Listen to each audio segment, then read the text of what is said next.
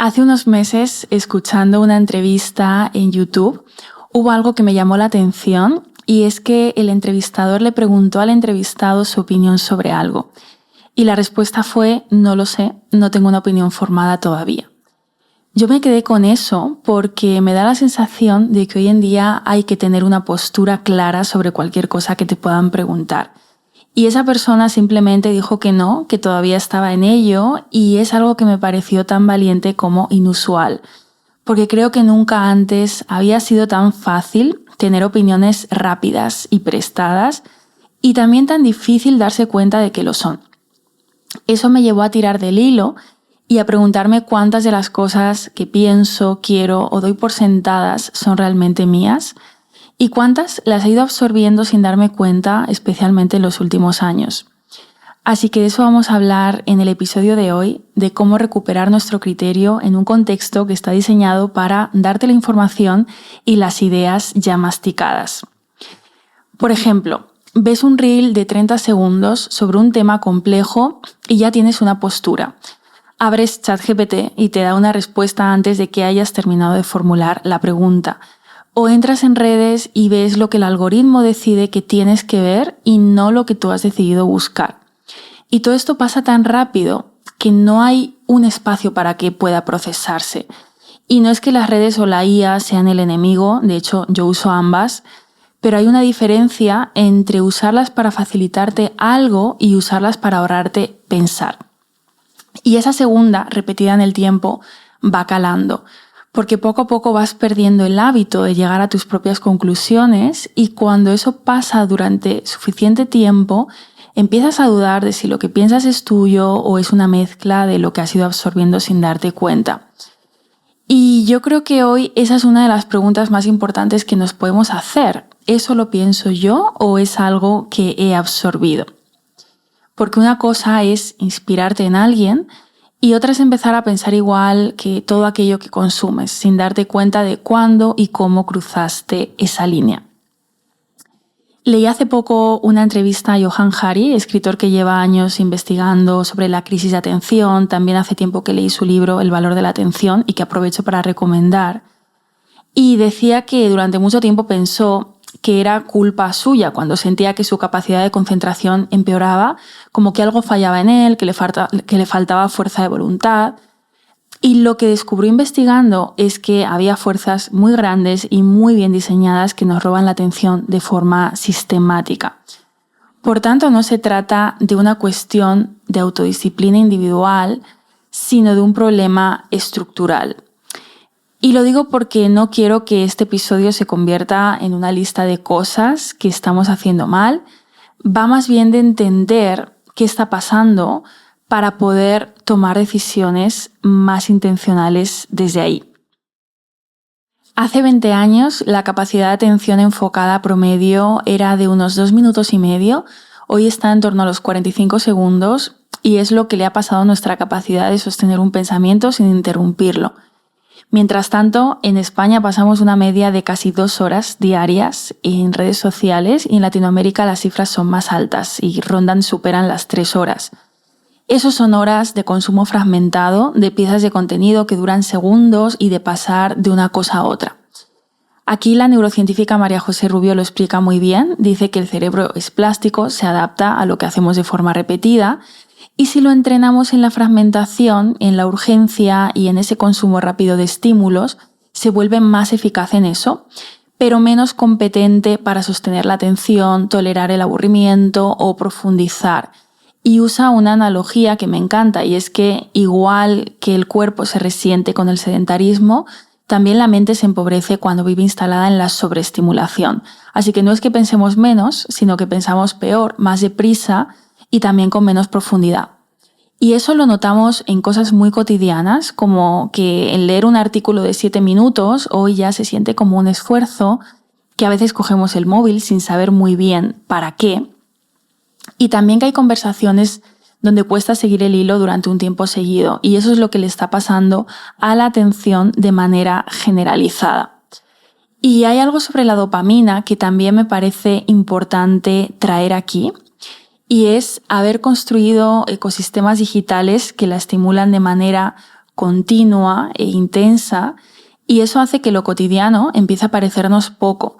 Una conversación tranquila, una lectura larga sin interrupciones, incluso el descanso, quedan en desventaja frente a ese estímulo rápido y constante. Y esto que podría parecer un tema de hábitos, en realidad explica muchas cosas, como por qué nos frustramos tanto con ciertos hábitos que queremos implementar y que tienen que ver con la dopamina lenta. Porque el hábito de las redes lo tenemos casi todos incorporados sin haberlo buscado. Yo en años, acompañando a personas, no he escuchado a nadie decir que quería comprometerse con pasar más tiempo diario consumiendo reels, y sin embargo ahí estamos, ¿no? Esto está presente en la vida de casi todos. Y eso dificulta la capacidad de construir criterio propio, porque no es algo que se forma en 40 segundos y no dedicamos tiempo intencional a profundizar. Ahora imagina una noticia sobre cualquier ámbito que te pueda interesar. La noticia completa tiene contexto, tiene historia, matices también que cambian pues cómo la entiendes, y a lo mejor leerla bien te lleva 8 minutos de tu tiempo, que hoy parece mucho, pero es lo que es. Y ahora imagina que alguien saca una frase de esa noticia, la pone en un reel con música de fondo y la publica en 20 segundos, no hay contexto, tampoco están los matices, y tú la ves y tienes una reacción y a lo mejor hasta una opinión, pero esa opinión no está construida sobre el tema completo con todo su contexto, está construida sobre el fragmento, y ese fragmento, pues sin el contexto, puede decir casi cualquier cosa. Y esto no solo pasa con noticias, artículos, sino que también pasa con el lenguaje que utilizamos, muchas veces sin cuestionarlo, porque hay palabras que se ponen de moda, términos que vamos adoptando y que ya llevan dentro una forma de ver algo, y muchas veces simplemente los adoptamos porque los hemos escuchado en suficientes sitios y no nos hemos llegado a preguntar qué es lo que hay detrás. Y eso también tiene que ver con el criterio, ¿no? Y empieza en algo así como el lenguaje. Hace poco hablé con alguien que me contaba que tenía ganas de viajar sola a una ciudad europea. Le ilusionaba la idea desde hacía tiempo, pero su hermana le había dicho que ni se le ocurriera, que era muy peligroso viajar sola allí.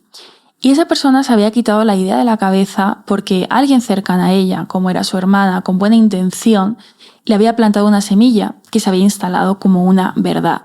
Y esto pasa mucho más de lo que creemos. Las opiniones de las personas que nos rodean, especialmente las que vienen con carga emocional o con autoridad, pues se instalan en nuestra cabeza de una forma muy difícil de distinguir de las propias.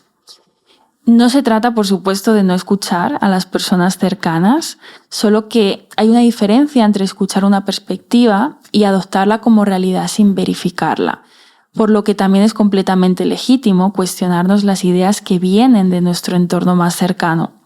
¿Cuántas cosas has dejado de hacer o no has hecho porque alguien te dijo que era peligroso o era difícil? ¿Y cuántas de esas cosas las verificaste antes de descartarlas?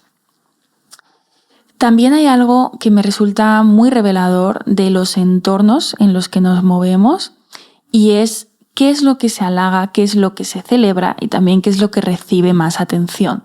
Porque eso moldea, sin darnos cuenta, lo que consideramos valioso y lo que creemos que importa. Por ejemplo, en algunos entornos se halaga casi exclusivamente lo físico, en otros lo intelectual, las ideas, en otros la productividad, cuánto haces, en otros pues la maternidad como identidad central, en otros la estética, el estilo de vida, lo material, lo que tienes, y en otros pues lo que se celebra socialmente, bodas, hijos, ascensos. Y aquí lo interesante no es juzgar cuál es mejor o peor, sino preguntarte en cuáles te estás moviendo tú. Y si lo que esos entornos validan está alineado con lo que a ti te importa. Porque si estás inmersa en entornos, ya sean físicos o también digitales, por ejemplo, pues a través de las cuentas que sigues, donde solo se habla de apariencia y de lo que otros tienen, eso va calibrando tu brújula sin que te des cuenta. Y un día te preguntas por qué le das tanta importancia a cosas que en el fondo no creías que te importaran tanto. El entorno, por tanto, no solo influye en lo que haces, también influye en lo que piensas que es importante. Y creo que también esto es parte de lo que está empezando a pasar con la IA, y no solo está cambiando la forma en la que trabajamos o buscamos información, sino que también puede cambiar poco a poco nuestra relación con el esfuerzo, con la creatividad, con el pensamiento propio, la paciencia, incluso la duda. La IA ha venido para quedarse, hay un uso de ella que es absolutamente valioso. Yo la uso y creo que aprender bien a usarla pues es una habilidad que merece la pena estar desarrollando ya.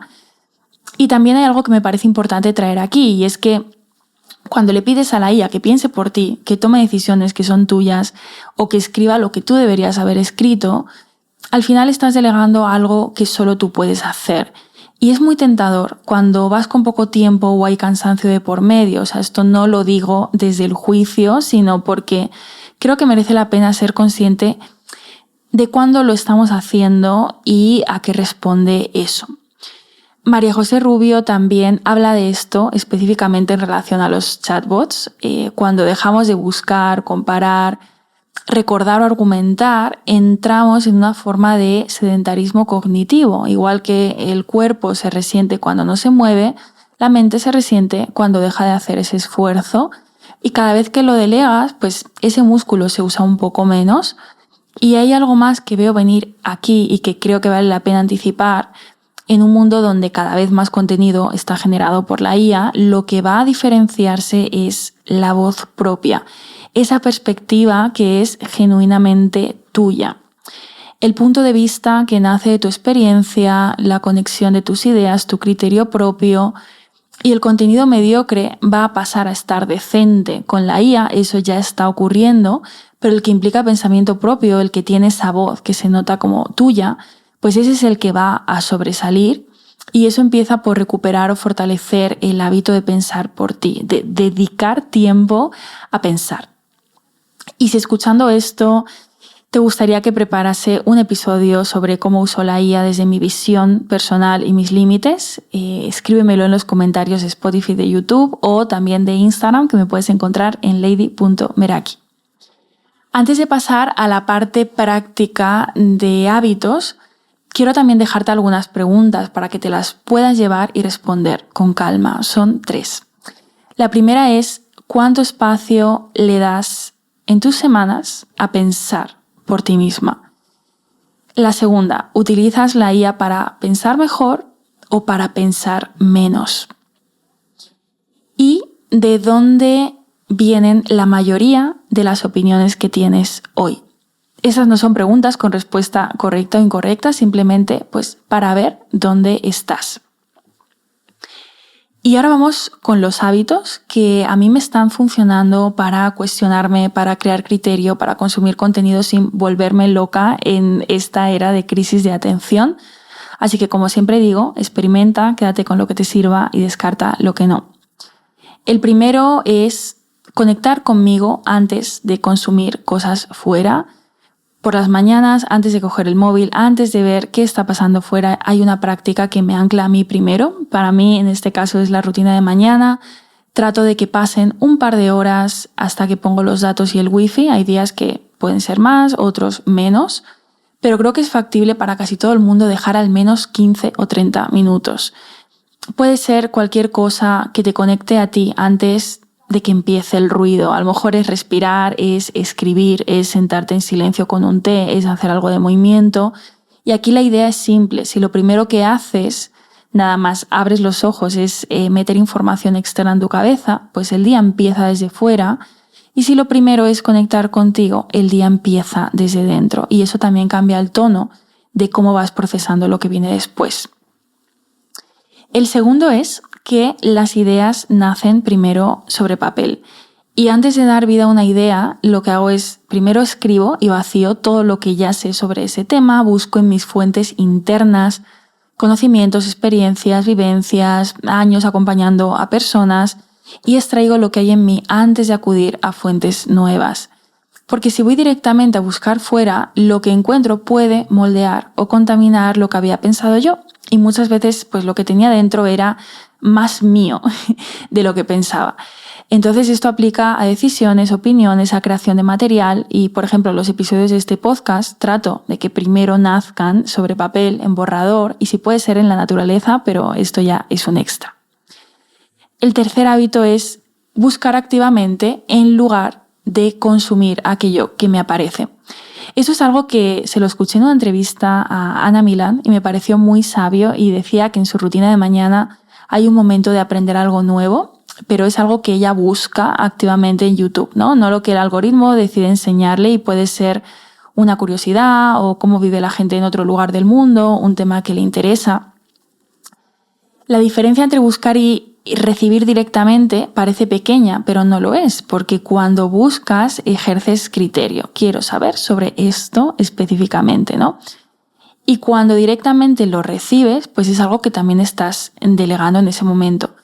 Yo también dedico espacios a escuchar pues entrevistas que me conecten con formas de pensar y de vivir diferentes a las habituales, y también contenido que yo elijo. Y si es contenido que me aparece, porque a veces pues también evidentemente aparece contenido que me puede interesar, pues también filtro antes de darle al play.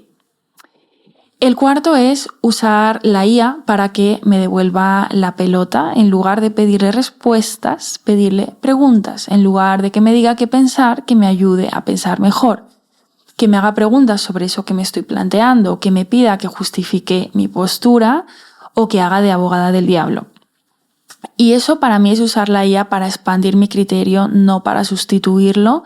Y también, por supuesto, poner límites y decidir intencionalmente en qué terrenos no va a entrar. Es decir, las decisiones personales son mías, la creatividad es mía, las reflexiones que necesito hacer a solas pues también son mías, porque al final hay zonas donde la eficiencia no es el objetivo, donde lo que es más valioso es el proceso, y es fácil perder eso cuando vemos que podemos tenerlo todo a un clic, muy fácil y muy masticado.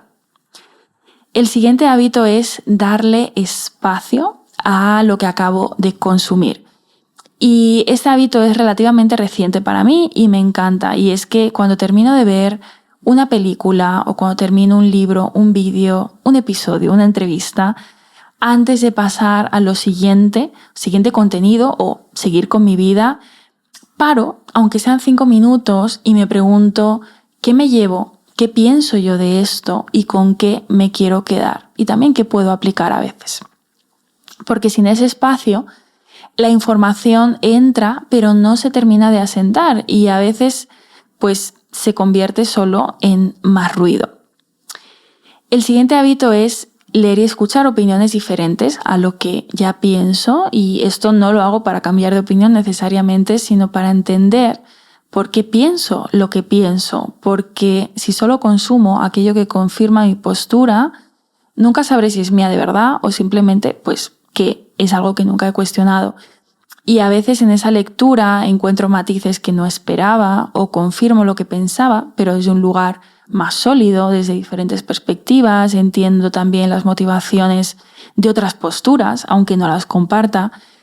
Y esto va ligado a preguntarme, pues, ¿de dónde viene lo que pienso? Ante una idea o opinión que me llega, pues, ¿por qué pienso esto? ¿Esto es mi voz o es una mezcla de algo que he ido consumiendo a lo largo del tiempo? El siguiente hábito es elegir sobre qué quiero opinar.